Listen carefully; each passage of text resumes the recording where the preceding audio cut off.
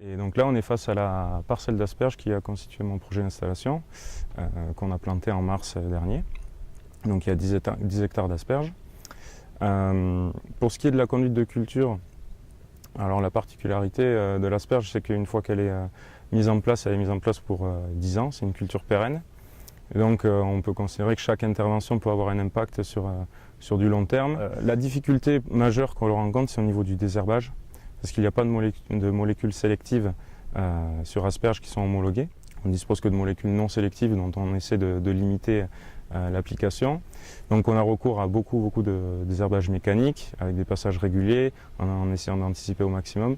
Et lorsqu'on est débordé, à du passage manuel. Alors pour tout ce qui est désherbage mécanique, on a différents outils qui permettent de travailler l'interrang. On a un petit vibroculteur qui fait la largeur de l'interrang, qui permet de désherber l'interrang et si possible de jeter de la terre sur le rang. On a aussi un petit déchaumeur à disque qui permet de désherber lorsque les herbes sont plus développées. On a ce qu'on a vu tout à l'heure, la brosse mécanique. Et ensuite, on a des moyens de désherbage chimique. Donc, étant donné que c'est des molécules non sélectives, on a une rampe à brosse qui permet de localiser le désherbant sur le rang en évitant qu'il y ait des embruns qui aient à se poser sur les cladodes des asperges. Ensuite, au niveau des pressions de maladie, surtout sur des mois comme ce mois de juin où il fait chaud et humide, on a des développements de Staphylium, c'est un champignon qui se développe et qui longe la tige d'asperge et qui peut aller jusqu'à la chute des petites cladodes. Donc là, qui peut entraîner une perte de potentiel très importante. Et donc là, pour lutter contre cela, on a recours à des traitements préventifs, car la seule molécule curative dont on dispose, on a le droit de l'utiliser qu'une fois tous les 3 ans. Donc il faut essayer de viser au plus juste. Alors l'impact de ces maladies, en fait, on regarde toujours l'année N-1. C'est-à-dire que les asperges, la feuille qui est là cette année, va servir à nourrir la griffe et à faire la production de l'année prochaine.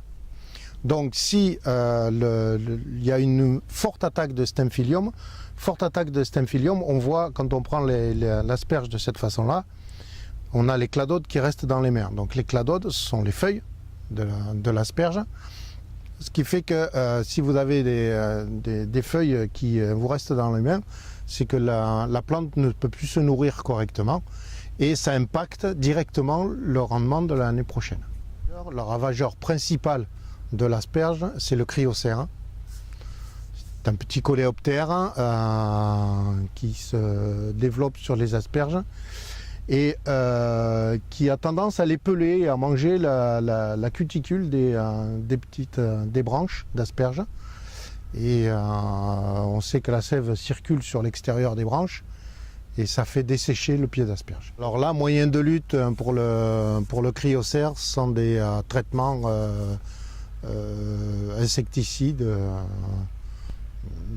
forme chimique ou biologique. Mais c'est vrai que parfois, alors principalement, ce qui pose problème, c'est les attaques de cryocère et de larves de cryocère. Et il nous arrive de retarder un traitement lorsqu'on observe des cirfes dans la parcelle, parce qu'on sait que les cirfes vont venir se nourrir des larves de cryocère. Et le problème, c'est que si on traite à ce moment-là, on va aussi détruire les cirfes qui sont auxiliaires et donc laisser une porte d'entrée ensuite au développement des cryocères. Donc là, encore une fois, ça demande de l'observation et essayer de doser au plus juste. Donc nous, on est producteur d'asperges pour la coopérative Maïsadour. Donc on dispose d'un soutien technique assez rapproché. On a 2 techniciens qui viennent sur les parcelles une fois par semaine ou une fois tous les 15 jours, ce qui permet d'avoir un suivi assez efficace. Et voilà, on n'est jamais seul pour décider d'une intervention, que c'est quand même une culture très spécifique qui demande du recul, de l'expérience. Et ce qui nous permet de ne pas se sentir seul face aux problèmes qu'on peut rencontrer qui sont très spécifiques aux asperges. Et donc à chaque fois c'est une intervention, observation des cultures et puis après ordonnancement des choses à réaliser sur la culture.